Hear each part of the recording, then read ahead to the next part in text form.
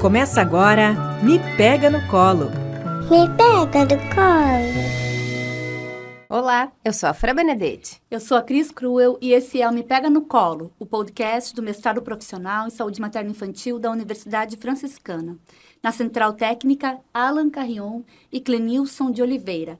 O Me Pega no Colo é desenvolvido na rádio Web UFN. Hoje nós vamos falar sobre o puerpério e as dores lombares. Então, passa o seu café, aqueça a água para o chimarrão, porque temos aqui um time, 3 especialistas que vão falar um pouquinho sobre a experiência deles no cuidado às mulheres nesse período tão importante, delicado da vida. Nós temos aqui conosco Daniel Barros, que é médico, ortopedista e especialista em coluna, a Michele Magalhães, que é médica de família, e a Rosana Walter, que é enfermeira e coordenadora de ambulatório hospitalar. Sejam muito bem-vindos.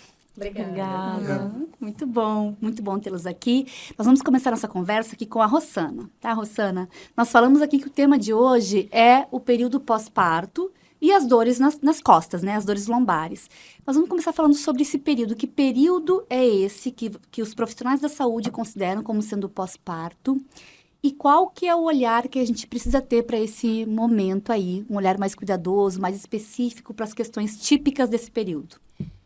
Então, Cris, o pós-parto também é considerado o puerpério, né? Como a gente chama. Ele é um período que se inicia após o nascimento do bebê e ele vai até aproximadamente 42 dias. Então, o final dele não é muito definido, né? Existem literaturas que trazem outra quantidade, mas a gente considera até o 42º dia esse período. 6 a 8 semanas após o parto e também é quando começam as maiores modificações, então, no corpo da mulher, né? Porque ele está começando a voltar ao normal. Então, isso aí vai mais ou menos em 42 dias. A gente enfatiza muito as consultas, a importância das consultas neste período, porque durante esse período vão acontecer várias mudanças, várias modificações. O corpo da mulher está voltando ao normal, então são modificações hormonais, físicas, né, psicológicas muitas vezes. É um período bastante conflituoso, onde ela está saindo de uma gestação, né, e está com um bebezinho ali se transformando em mãe. Então, a gente enfatiza bastante as consultas, a importância dessa consulta, porque também o corpo está voltando da gravidez. E existe, fisiologicamente, na mulher, o tecido endometrial, que é o endométrio, que é aquela camada que está ali dentro, interna do útero, né? E ela começa a se regenerar. Tem as secreções vaginais, que a gente chama de lóquios, neste período, que a mulher perde. Então, também é uma coisa nova para ela, que ela precisa ser orientada, né? Surgem muitas dúvidas com relação à sua saúde, quando que ela vai poder fazer as atividades físicas novamente, quando que ela vai poder voltar à sua vida normal.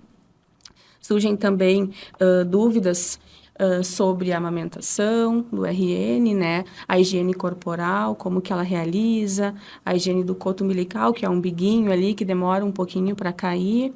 Então, a gente enfatiza bastante essa importância nesse período para que a mulher tenha um acompanhamento disso para o seu autocuidado, para a sua saúde. Rosana, dizer que RN é o bebê. Isso. É o recém-nascido. O recém-nascido, isso. Não parece que é inicial, assim, é uma sigla de alguma parte do corpo. Não, é o RN, é o bebê recém-nascido. Isso, o bebê recém-nascido. Então, a gente enfatiza justamente por isso, né? Na estratégia de saúde da família, que é a UBS, o posto de saúde onde essa mãe frequenta, ela vai ter a consulta com o médico da família, né? Essa consulta vai ser enfatizada para ela e para o bebê, então, neste período. E também, esse médico da família vai tirar as dúvidas de ambas as partes, tanto do que ela precisa fazer com ela mesma, do seu autocuidado, e também com o bebezinho, o que ela precisa saber. Eu fiquei te ouvindo e pensando assim, né, Rosana, mesmo que a gente tenha uma concepção de puerpério estendido, né, porque claro que os efeitos do pós-parto, eles não se restringem aos 40 dias, eles se estendem, né, muitas mulheres por meses sentem, né, ainda os efeitos dessa experiência. Mesmo assim, esses primeiros dias merecem a atenção. Eu fiquei pensando, especialmente assim, a mulher que tem o primeiro bebê, aquilo tudo, ela não viveu nada daquilo, né? Quer dizer, ela não sabe nem distinguir o que merece mais atenção, o que seria motivo, então, para buscar ajuda. Então, é importante que um profissional esteja acompanhando com uma certa regularidade, né? Isso, na verdade, as mães de primeira viagem, né, que a gente diz, elas muitas vezes se deixam de lado, achando que o principal naquele momento é o recém-nascido. Mas, na verdade, ela precisa de tanta atenção quanto ele, para conseguir passar por esse período. Porque, ao mesmo tempo que é uma transformação na vida, no cotidiano dela, com o cuidado daquela criança, é também uma novidade para ela o que está acontecendo com ela, né? Então, com certeza, a importância desse acompanhamento se dar desde o início e também se, no momento que ela achar necessário, não somente nesses 42 dias, né? Permanecer e prevalecer para que ela também se sinta confortável e se sinta segura de passar por esse momento, sabendo que ela tem uma rede de apoio, né? Exatamente. Então, assim como havia lá no pré-natal as consultas de pré-natal com regularidade, isso também deve continuar, né? Depois que o bebê nascer, né? Então, Michele, tu quer detalhar um pouquinho mais para a gente como é que são essas consultas de puerpério, quantas são? A mãe já sai do hospital com essa consulta marcada? Como é que funciona? O ideal é que essa mãe, desde o pré-natal, ela já tenha uma ideia do que vai acontecer ali em relação ao acompanhamento dela nesse período pós-parto. Então, em geral, as mães que são acompanhadas ali na estratégia de saúde da família, elas já são orientadas que no pós-parto elas precisam procurar a unidade de referência delas, idealmente na primeira semana pós-parto. Em geral, isso acontece quando elas procuram para fazer o teste do pezinho, que é ali entre o terceiro e o quinto dia do bebê. Então, elas vão para levar o bebê e a gente já aproveita para colocar ela para ser avaliada, né, nessa consulta, juntamente com o nenenzinho dela. Então, é um período que é de extrema importância essa consulta. Vai ser um momento de esclarecer muitas dúvidas para essa mãe, tanto em relação ao neném, quanto em relação a ela. Então, mesmo com todo aquele preparo do pré-natal, todas as orientações dadas, no momento que nasce o neném, principalmente na mãe de primeira viagem, aí que realmente vem as dúvidas, né? Então, não existe uma receita de bolo, não existe um manual para que seja seguido em relação aos cuidados e em relação a todas essas modificações que ela vai passar. Então, para cada mãe vai ser de uma maneira diferente. Tanto em relação ao emocional, como que ela vai lidar com aquele turbilhão de hormônios, quanto para as mudanças que ela vai vivenciar na rotina dela, com o corpo dela e todo esse cuidado com o neném. Então, nessa consulta, eu falo sempre que o primeiro cuidado que a gente precisa ter em relação a acolher essa mãe. Todo mundo está voltado para o neném, né? Enquanto ela era o centro das atenções como gestante, quando o neném nasce, todo mundo se volta só para o neném. Às vezes as pessoas vão cumprimentar aquela mãe e nem falam com ela, falam diretamente com o neném. Então, a gente precisa acolher essa mãe, ela precisa ser vista, ela precisa ser ouvida, né? E não apenas examinada como uma paciente, mas ser vista mesmo como uma pessoa, um indivíduo ali. Então, a gente deixa a mãe falar das suas angústias, das suas dúvidas e tirar, né, o que tiver ainda ali de dúvidas nesse momento. E aí, a gente parte para a parte prática. Ela vai ser examinada, a gente dá uma ênfase em relação ao exame das mamas, que muitas vezes ela está naquele período ali que está iniciando a pojadura, então ela tem um engurgitamento das mamas, que tem bastante dor, pode ter muita fissura desse início da amamentação, então a gente vai orientar como é que vai ser essa amamentação, avaliar a pega do neném para tentar corrigir se não tiver com uma pega tão adequada, fazer o exame ginecológico. Às vezes tem uma laceração mais importante que precisa ser vista, um parto cesáreo, examinar como é que está ali a sutura dessa paciente, ver se tem algum sinal infeccioso, avaliar os lóquios, como a Rosana falou, que são essas secreções fisiológicas pós-parto, orientar para essa mãe como que vai ser naqueles próximos dias, durante todo o puerpério, em relação a esse sangramento, essas secreções. Avaliar a pressão dessa paciente é importante também. Em relação ali à parte emocional, já sinalizar se tiver alguma coisa para depressão pós-parto, às vezes algumas crises de ansiedade, tem umas que ficam muito tensas com esse início. É bem difícil os primeiros dias com o neném, então é muita privação de sono, é muito cansaço. Então a gente precisa explicar para a mãe que isso vai passar, que isso vai melhorar, que todas as mães passam por isso, mas cada uma da sua maneira. Michele, tu falou em uma consulta, de um modo geral, para as mulheres em geral, é suficiente uma consulta? Não, Do em geral, pós-parto? o que é orientado pelo Ministério da Saúde é que seja feita essa primeira consulta do puerpério imediato, que seria na primeira semana, e o ideal é que ela seja revista ali no puerpério tardio, entre mais ou menos 30 a 42 dias desse pós-parto. Isso seria o ideal. 2, então. 2. E em alguns casos, vocês percebem Em alguns a casos, necessidade de precisa mais vezes, se tiver algum indicativo de alguma infecção ou alguma complicação desse parto, aí dependendo do caso, precisa mais vezes. Sabe, te ouvindo, Michele, eu fiquei pensando, são tantos elementos, assim, né? Da experiência total dessa mulher e da sua fisiologia, da corporeidade, assim, que, de fato, não é possível que ela faça um autoexame disso. Ela não vai conseguir dar conta disso tudo, né? E aí entra a importância dessa consulta do puerpério tardio. Eu acho que a mãe, quando ela chega na primeira semana, não caiu muito a ficha do que ela vivenciou. Então, muitas vezes, algumas coisas que estão incomodando, ela nem está se dando conta para levar para a consulta isso. Porque ela está voltada também para o recém-nascido, para o bebê dela. Então, com a atenção dela voltada para ele, ela não vai se olhar. Então, muitas coisas ali, ela vai se queixar mais à frente, quando ela perceber realmente que aquilo está incomodando, que aquilo não é o que ela consideraria como normal para ela. Então, nessa segunda consulta, a gente vai ver muitas coisas que já estavam presentes lá na primeira consulta de puerpério e ela não se deu conta. Ou não conseguiu falar. Né? E, Michele, dentro, né, do que tu falaste agora, tu falou, né, de algumas queixas, de alguns incômodos. E tem alguns que são mais prevalentes, assim, que vocês ouvem com mais frequência? Eu acho que a maior queixa nesse período é a dor na coluna. As mães chegam muitas vezes ali por diversos motivos, acho que o Daniel vai saber explicar até melhor, e vem às vezes pedindo algum remédio, alguma coisa que ajude. E a gente precisa orientar que também tem outras medidas que possam ser tomadas, além da medicação, para aliviar essas dores. Acho que o Daniel vai saber melhor. Vai falar sobre melhor isso, do que eu. claro. Porque a dor na coluna, ela é comum em ambas as vias de nascimento, né, Daniel? Estou pensando aqui, a mulher que tem uma cesariana, ela fica curvada um pouquinho, ela tem uma dificuldade para voltar à postura anterior. E aquela que teve o parto, bom, também ela passou por um trabalho de parto, uma experiência que, né, é desgastante, é excessiva. Conta para nós aí, então, Daniel. O que tá... Desde o terceiro trimestre de gestação, a dor lombar é muito frequente. Já começa. Então, se fala em 70% a 90% das grávidas têm dor lombar nesse período. Pelo aumento de peso, aumenta muito a circunferência abdominal, joga todo o centro de gravidade para frente, altera a marcha. E, além disso, com a secreção hormonal do terceiro trimestre, que é principalmente a liberação de relaxina, estrogênio e progesterona, faz com que tenha uma hiperfrouxidão ligamentar. Então, isso propicia hiperfrouxidão ligamentar. Ligamentar. O fica movimento frouxinho, articular. fica soltinho, fica tudo meio soltinho. E isso são os fatores que se acredita que geram a dor lombar. Isso no terceiro trimestre. Só que essas 70%, 80% vão melhorar algumas e cerca de 30% dessas vão persistir com dor lombar no puerpério.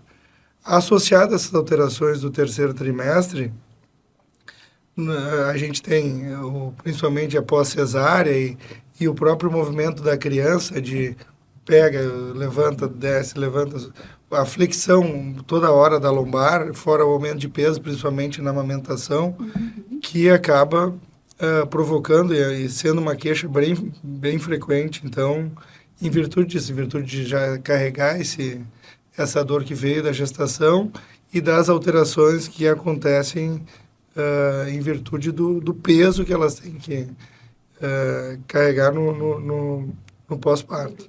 E pega do berço. Gente, pegar o bebê, largar o bebê no berço, pegar o bebê no berço. É baixinho aquele negócio, né? Aquela gradezinha, gente. E até o tempo de amamentação, né? Ficar 8, 10 vezes Eu ao descobri- dia aqui segurando. Então, né, Fran, o bebê. eu descobri recentemente com uma fisioterapeuta que veio aqui gravar um podcast com a gente, que eu fiz isso aqui, ó. Como é que chama isso aqui, ó? A pessoa fica com os ombros para Os frente. ombros anteriorizados. Tem um nome, esse negócio aqui. Tem uma hipercifose, então. E hipercifose, esse negócio aí que eu adquiri amamentando 3 crianças, nunca mais voltei ao normal. Mas aí, falaram que a atividade física era bom, não é, Cristina? A Fran, ela puxa meu Não, mas é tapete aqui. porque, na realidade, o ideal até nesse período é tentar não usar medicação. Tá. Para tratar isso. Para tratar, até porque está amamentando. Tá. Então, o ideal é a orientação. O que se orienta para essas mães? Então, fazer o repouso o máximo necessário quando puder, tentar repousar, fazer massagem relaxante, Ó a dica. que está muito associado à contratura muscular, né? Tentar amamentar na posição mais confortável possível, com uma boa almofada de amamentação, que ela não precise ficar dobrada, não precisa ficar em flexão. Então, se manter uma boa postura com a coluna reta, os joelhos em 90 graus, então isso acaba diminuindo um pouco essa incidência de dor lombar, né? E assim que possível, as recomendações são no parto normal, depois de uma semana, e no parto cesáreo, depois dos 30 dias, começar com exercício de alongamento e fortalecimento muscular. Porque o grande objetivo seria fazer um trabalho de fortalecimento muscular, tanto abdominal quanto paravertebral. Que a gente tem que fortalecer a musculatura da frente e de trás. Que são os principais estabilizadores da coluna e que acabam diminuindo a incidência de dor lombar. Então, essa justamente onde no pós-parto a mulher se sente frouxa, assim, né? Porque a pele tá soltinha, né? Assim, sobra a pele. E essa região, então, essa região é como se fosse um cinturão, assim, nessa região abdominal, costas e frente. Esse trabalho de força aqui é o que ajuda. Então, assim que possível, começar a alongar e fortalecer a musculatura. Aqui é a única coisa que realmente vai ajudar. Para tentar, nesse período, não usar a medicação. Tá, Daniel, mas assim, digamos que a mulher tenha muita dor, enfim, ainda não chegou nesse período em que ela tenha um tempo também e possa praticar algum exercício, algum analgésico recomendado por médico? Na realidade, assim, existe uma classificação lá de analgésicos que são seguros e não são seguros para se usar. Na amamentação. Na amamentação. E aí essa classificação é uma classificação que o FDA lançou e depois a gente copiou, e agora tem até uma atualizada, mas a gente copiou, tem uma RDC lá, que é de 2010, a RDC número 60, que classifica em A, B, C, D e X. Os A são os que têm estudos controlados e pode usar, B... tem estudos em animais, C, não tem estudos, mas pode usar, D, não pode usar só se o benefício for muito grande, e o X são os não pode. Na verdade, não tem nenhum A. Tem os que se usa na gestação, ácido fólico, coisa mais... Então, nenhum A. Então eu nem vou citar a medicação para não sair tomando. Tem coisas que dá para usar, mas o ideal é não, né? A gente até tem, né, um manual do Ministério da Saúde que se chama Guia para Uso de Substâncias e Outras Medicações, né, durante a amamentação, que tem acesso, né, à internet, só que, obviamente, né, que quem não é da área da saúde pode ter dificuldade de entender, né? Mas ele é como se fosse uma sinaleira, né? Então dá para ter uma ideia, mas eu sempre brinco, mesmo ali na sinaleira verde, né? Eu falo dos alimentos, por exemplo, tem cafeína, lá é verdinho. Mas é verdinho, mas diz lá que o uso tem que ser evitado, porque pode causar irritabilidade no bebê, insônia. Então, tem que ter bastante cuidado mesmo, né, com a medicação. Não dá para se automedicar, né? Deus, é bom ter uma orientação, até para não sair tomando em larga escala, né? Então, na dúvida, procurar o médico, né, para pegar uma orientação melhor e não usar indiscriminadamente. Então, não se automedicar. Viu? Consultar. E ver com o médico se realmente precisa e o que pode ser usado. Mas eu achei muito boa aquela parte da massagem. Eu também. Eu achei que foi a melhor dica. Porque eu acho que, assim, a gente amplia... assim, o resultado da massagem. Além de reduzir a dor, ela pode ter muitos efeitos terapêuticos. Então, a massagem eu achei que foi a melhor dica do Daniel. Chamamos aqui um médico ortopedista, especialista em coluna, para nos falar que é massagem. Agradeço muitíssimo, Daniel, porque é uma dica, né? É uma dica para os companheiros, os familiares. Se tem uma puérpera aí do ladinho, uma mulher no pós-parto, invista na massagem, né? As mulheres podem fazer um vale massagem também para conseguir, né, solicitar algumas vezes ao longo da semana. Certo, turma? Muito boa nossa conversa. Achei, assim, que tem informações valiosas nesse nosso programa de hoje. Temos um programa, Fran? Temos um programa, Cris. Acompanhem nas redes sociais, envie os temas e convidados que vocês gostariam de ouvir no Me Pega no Colo. Meu Instagram é @fran_benedetti e o do mestrado é @ppgsmiufn. Mudou o arroba do mestrado. Mudou. Então tá. Agradeço muitíssimo pela presença de vocês. Foi uma conversa valiosa. Gostei demais. Muito, muito, muito obrigada. Muito obrigada, foi ótimo, gente. O meu arroba é cristina.cruel. Até a próxima. Até a próxima.